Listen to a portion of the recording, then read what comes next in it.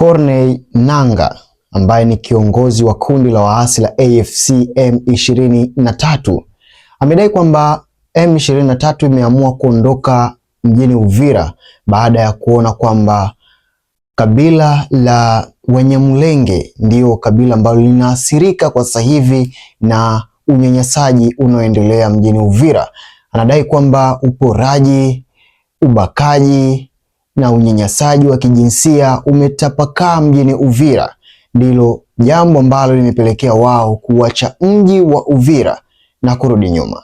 Je, unafikiri hii ni hoja kamili ambayo inaweza kuaminisha umma kwamba sababu ya kundi la waasi la M23 kuondoka mjini Uvira ni unyanyasaji wa kijinsia, ubakaji, uporaji na unaoendelea huko mjini Uvira? Na tujiulize swali moja, ni wanani hao ambao wanafanya unyanyasaji mjini Uvira?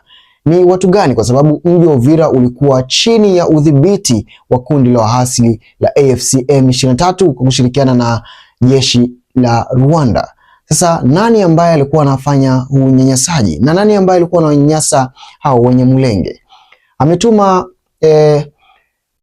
ujumbe kwa Umoja wa Mataifa na MONUSCO akidai kwamba haya ni mambo ambayo hayakubaliki kwa sababu ya haki za binadamu, ni mambo ambayo hayakubaliki kwenye sheria na haki za binadamu. Sasa unafikiri hizi ni hoja za msingi ambazo wamezitoa Corneille Nangaa kuhusiana na wao kuamua kuacha mji wa Uvira?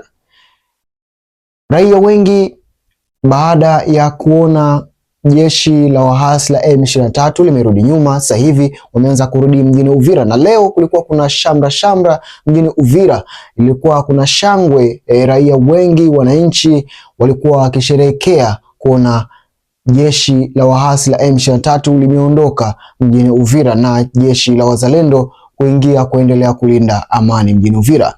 Tukiangazia pia upande wa wazalendo, wao wanadai kwamba ni muda wao sasa muafaka wa kuendelea kutetea na kupigania mashariki ya Kongo, wakidai kwamba sasa safari rasmi ya kuelekea Bukavu na miji mingine ambayo inadhibitiwa kwa sasa hivi na M23 wanataka kwenda kuikomboa. Unahisi kundi la wazalendo sasa hivi litakuwa lipo tayari kwenda kukomboa miji hiyo ambayo imechukuliwa na kundi la waasi la M23 AFC kwa kushirikiana na jeshi la Rwanda? Kama unahisi huu ni muda sahihi kwao kupambania maeneo ya mashariki mwa Kongo ambayo sasa hivi ni kipindi cha muda mrefu kunaendelea vita ambayo inasababisha maelfu ya familia kuyahama makazi yao, hali duni ya maisha, lakini pia na watu wengi, watoto wanakosa shule kwa sababu ya vita ambavyo vinaendelea huko mashariki mwa Kongo. Acha maoni yako hapo, lakini usahau kusambaza ujumbe huu. Mimi ni Abdul Juma na hii ni Dems Media. Subscribe channel yetu kwa habari moto na uchambuzi kama huu.